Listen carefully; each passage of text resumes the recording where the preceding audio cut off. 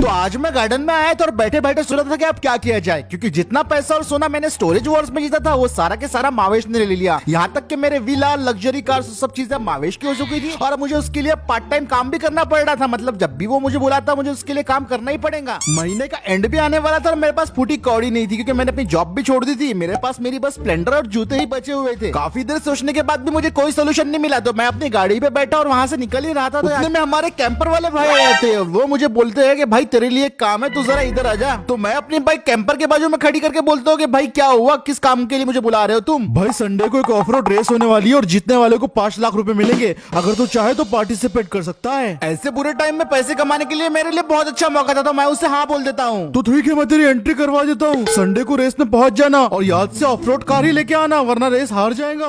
अब मैं उसे कैसे पता था कि जो मेरी S11 क्लासिक है वो मावेश ने जब्त कर लिया, लेकिन फिर भी मैं उसे ठीक है बोल के वहाँ से अपनी गाड़ी में बैठ के निकल जाता हूँ। अब मैंने उसे रेस के लिए हाँ तो बोल दिया था, लेकिन मेरे पास कोई भी गाड़ी नहीं थी और मुझे कोई ऐसी वैसी नहीं प्रॉपर ऑफ रोड कार चाहिए थी जो ऑफ रोडिंग कर सके और उस ऑफ रोडिंग रेस को जीत भी सके। मैंने फुल स्पीड में अपनी स्प्लेंडर को भगाया और घर की तरफ निकला। रोज सोचा कि घर पे जाके कुछ सोचता हूँ किस तरीके से गाड़ी का जुगाड़ करना है। अब घर पहुंचने के बाद मैंने अपने बाइक को पार्क किया और सीधा घर के अंदर चला गया। कुछ दोस्तों को फोन कॉल्स किए और उनसे कुछ पैसे वैसे मांगे। मुझे अगर थोड़े से भी पैसे मिल जाते तो मैं एक सेकंड हैंड गाड़ी का जुगाड़ कर लेता, पर किसी ने भी मेरी मदद नहीं किया और अब मेरे पास बचता था सिर्फ एक ही चारा। मैंने अपनी प्यारी सी स्प्लेंडर को लगा दिया सेल पे और मैंने उसकी एड OLX पे डाल दिया और तुरंत थोड़ी देर के बाद उसे एक बायर मिल गया और मेरी स्प्लेंडर को एक बंदे ने 60,000 रुपए में खरीद लिया था।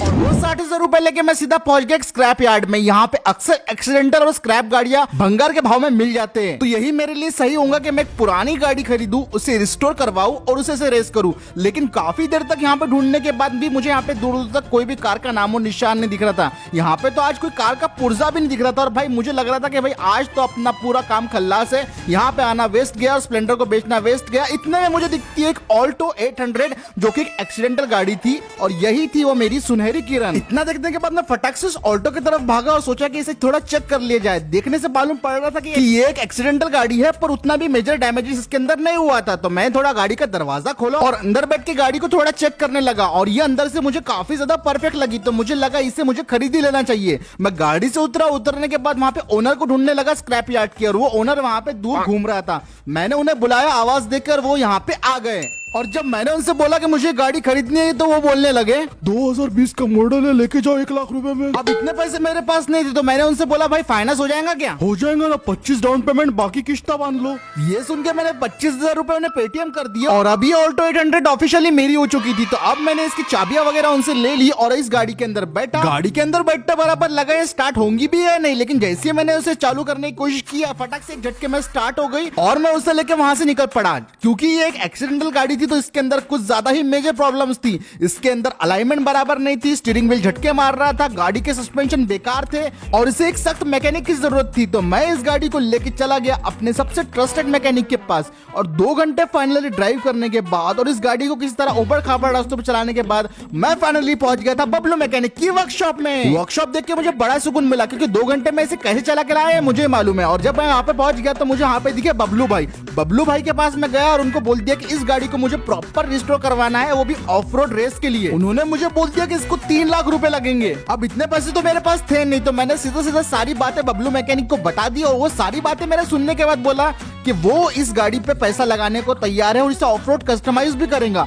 लेकिन उसने बोला कि अगर मैं रेस जीतता हूँ तो मुझे उससे आधा अमाउंट देना पड़ेगा और अगर मैं रेस हार जाता हूँ तो उसे वो किश्तों में वो सारा का सारा पैसा चुकाना पड़ेगा जो इस ऑल्टो पे वो लगाएगा और ये ऑल्टो पे वो रख लेगा। ये सुन के मैं सोच में पड़ गया था, लेकिन अब मैं इतने आगे आ गया था और अब मैं पीछे नहीं हट सकता था। तो मैंने उससे हाँ बोल दिया और उसने बोला कि ठीक है, वो इस गाड़ी को पूरी तरीके से 2 दिन के अंदर रिस्टोर कर देगा, वो भी एक ऑफ रोड स्पेक लेवल की। और उसने फिर मुझे कार के अंदर सारे पार्ट्स बताए जो चेंज करने वाले हैं। वो गाड़ी के अंदर एक नया इंजन लगाने वाला है, नया exhaust, new transmission, new radiator parts, new exterior styling kits और ऐसी बहुत सारी चीजें उसने बताया जो मेरे बिल्कुल सर के ऊपर गई, क्योंकि मैंने इतनी सारी चीजें कभी पहले खुलते हुए नहीं देखी थी। और थोड़ी देर के बाद फिर मेरी गाड़ी पे काम शुरू हो गया था। वेल्डिंग से लेके गाड़ी के अंदर सारे नई नई चीजें ऐड होना शुरू हो गई। गाड़ी के अंदर भाई इवन ड्रिलिंग तक हुई, जो कि मुझे नहीं समझ में आया कि गाड़ी के अंदर वो बंदा ड्रिल क्यों कर रहा था, किस वजह से कर रहा था। बबलू मैकेनिक ने मुझे रीजन दिया कि वो गाड़ी का इंजन ही निकालने वाला है बाहर, तो इस वजह से वो ड्रिल कर रहा है, पर पता नहीं है, मुझे समझ में नहीं आ रहा था क्या हो रहा। फिर बबलू मैकेनिक ने बोला कि गाड़ी 3 दिन के बाद बन जाएंगी आ जाने का, और रेस को संडे को थी तो 4 दिन थे, तो टोटली फिर मैंने बोला कि मैं 3 दिन के बाद आता हूँ। अब 3 दिन बाद दोस्तों हमारी गाड़ी रेडी हो चुकी थी और भाई साहब ये पूरी तरीके से टोटल चेंज हो चुकी थी गाड़ी। लग ही नहीं रहा था कि एक्सीडेंटल है। इसके ऊपर नए वाले ऑफ रोडिंग टायर्स लगा दिए गए थे, पेंट जॉब कर दिया गया था, कुछ स्पॉइलर और एक्सटीरियर स्टाइलिंग किट लगा दी गई थी साथ ही। लेकिन मुझे समझ में नहीं आया कि ऊपर पीछे स्टेपनी क्यों लगा दी है भाई। मैंने बबलू मैकेनिक को बोला भाई इसे मिनी इको स्पोर्ट क्यों बना दिया, तो वो मुझे बोला जो नया इंजन हमने इस गाड़ी में लगाया वो काफी भारी था, तो वेट बैलेंस करने के लिए पीछे हमको स्टेपनी लगानी पड़ी, वरना यह गाड़ी थोड़ी ऊबड़ खाबड़ चलती।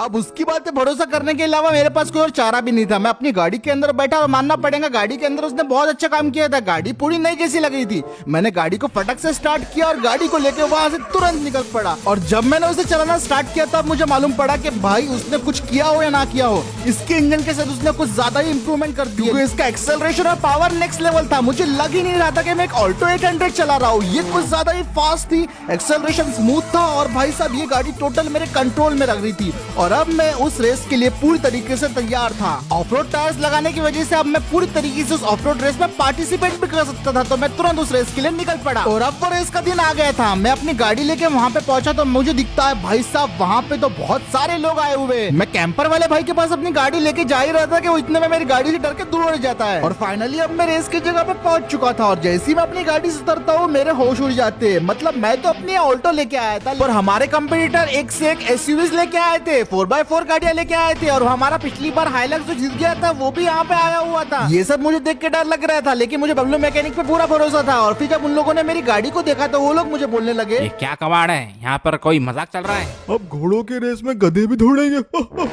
तुम्हारी स्कॉर्पियो क्लासिक कहाँ चली गई? अब इतना सुनने के बाद भाई मैंने भी उनको गुस्से में आके बोल दिया कि मेरी गाड़ी तुम सब लोगों को हरा सकती है। तो वो सब लोग एक सेकंड के लिए शांत हो गए और फिर में से एक बंदा बोला अबे ओ तेरी गाड़ी हमसे अगर जीत गई ना तो मेरा हाइलक्स तेरा। बोल क्या बोलता। हाँ मुझे मंजूर है, मैं भी उनकी शर्त मान लेता हूँ। और उसके बाद रेस होती है शुरू। हाँ शुरू करते हैं, कहीं पर दब ना जाना।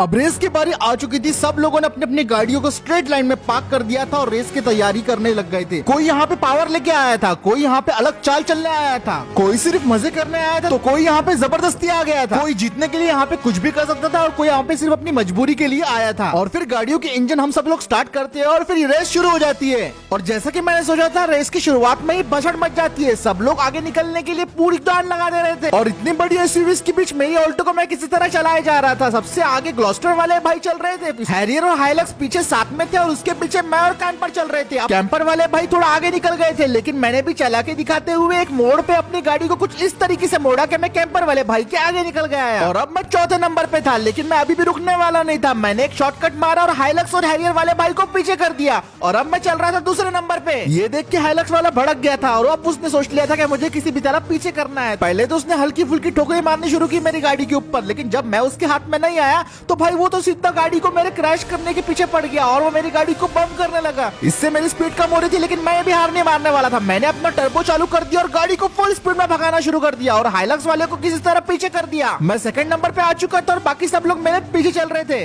अब मैं अपनी गाड़ी को फुल पोटेंशियल पे भगा रहा था, लेकिन हाइलक्स वाले के इरादे मुझे ठीक नहीं लग रहे थे। मैं तो सिर्फ ग्लॉस्टर को पीछे करना चाहता था। मैंने अपनी फुल रफ्तार बढ़ा दी थी। अब मुझे बस ग्लॉस्टर को पीछे करना था और शायद हो सकता है मैं रेस जीत जाता, लेकिन तभी हाइलक्स किसी तरह आगे भाग जाता है और उसके बाद हैरियर भी आगे भाग जाती है। अब इन दोनों को पीछे करना मेरे लिए काफी मुश्किल हो रहा था। इसके चक्कर में मेरी गाड़ी पलटते पलटते बच गई, लेकिन सही टाइम पे स्ट्रिंग घुमा के मैंने अपनी गाड़ी को सीधा कर लिया था। और हाइलक्स वाला बहुत ही ज्यादा डेस्परेट हो चुका था, मतलब वो कुछ भी करके मुझसे आगे निकलना चाहता था। तो उसने मुझे फिर से एक बहुत बड़ी ठोकर मारी, जिसकी वजह से मेरी गाड़ी को बहुत नुकसान हुआ। पर मैंने भी ठान के रखा था कि इस बार मैं हारने नहीं वाला हूँ, तो मैंने भी अपनी गाड़ी को फुल स्पीड में भगाया, उसका फुल एक्सेलरेट दिया और मैं सही मौके का इंतजार कर रहा था इसको ओवरटेक करने के लिए। बाकी सारे गाड़ियां तो मेरे पीछे आ रहे थे, वो भी एकदम फुल स्पीड में लगे हुए थे और सही मौका देखते हुए मैंने इसे ओवरटेक कर लिया और अब मैं फिर से सेकंड नंबर पे आ गया था। लेकिन ये सब देख के हाइलक्स वाला का दिमाग आउट हो चुका था और अब उसने सबसे अपनी गंदी चाल चल दी। उसने अपने ट्रक को फुल स्पीड में भगाया और सीधा भाई मेरे ऑल्टो को चिपका दिया और ऐसे ही वो पहाड़ी की तरफ हमको लेके चले गए जिससे हम दोनों हवा में थे।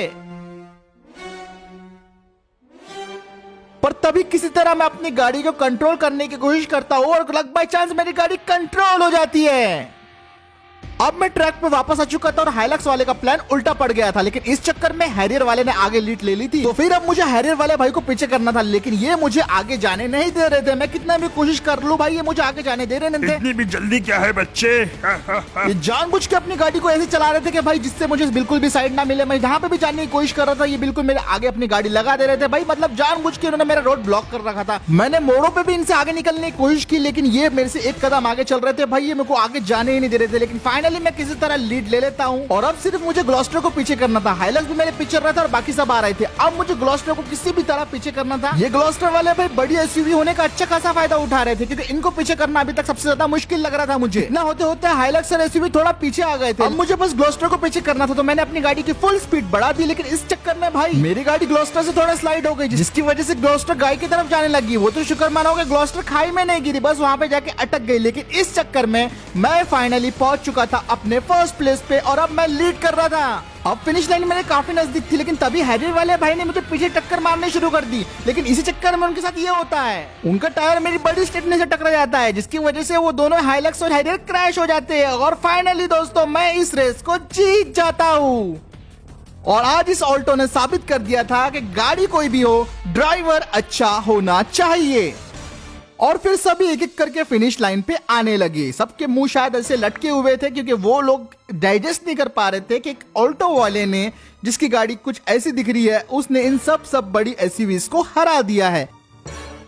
अरे भाई वाह, तूने कर दिखाया भाई साहब। वाह, मुझे लगा ही नहीं था तू कर देगा। ऐसा कैसा मॉडिफाई किया है यार ऑल्टो को जो मुझे हरा दिया। अरे कोई मुझे बचाओ, होश में लाओ, मुझे चक्कर आ रहे हैं। मेरा ट्रक, मेरा कंटेनर सब कुछ ले लिया इसने, मैं तुम्हें छोड़ूंगा नहीं। ए भाई कैसे बैठ, काय को लगाने का रे मामा, ऐसे बैठ नहीं लगाने का रे। वैसे तो मुझे भी यकीन नहीं हो रहा था कि इस ऑल्टो ने मुझे ऐसी रेस जिता दी है, लेकिन मैक्सिमम क्रेडिट तो यहाँ पे बबलू मैकेनिक को भी जाता है, क्योंकि उन्होंने इस गाड़ी को इस तरीके से मॉडिफाई किया है। तो भाई अब फाइनली दोस्तों डील के मुताबिक ये जो हाइलक्स था वो मेरा हुआ, और साथ ही साथ 5 लाख रुपए भी अब मेरे हुए हैं। तो मैं अपने हाइलक्स के अंदर अपनी ऑल्टो को इस तरीके से लोड कर लेता हूँ और एक शानदार सा बर्नआउट करके मैं वहां से निकल जाता हूँ। फाइनली आज मेरा दिन काफी ज्यादा अच्छा गया, क्योंकि मैंने भाई एक भयंकर रेस में हिस्सा लिया, उसको जीता भी, वो भी एक ऑल्टो के साथ। और भाई मेरे पास अब 5 लाख रुपए कैश और ये नई गाड़ी भी आ गई थी हाइलक्स। तो आज का वीडियो यही खत्म करते हैं। वीडियो पसंद आए तो लाइक शेयर सब्सक्राइब जरूर करना और मैं मिलता हूँ आपसे अगले बार।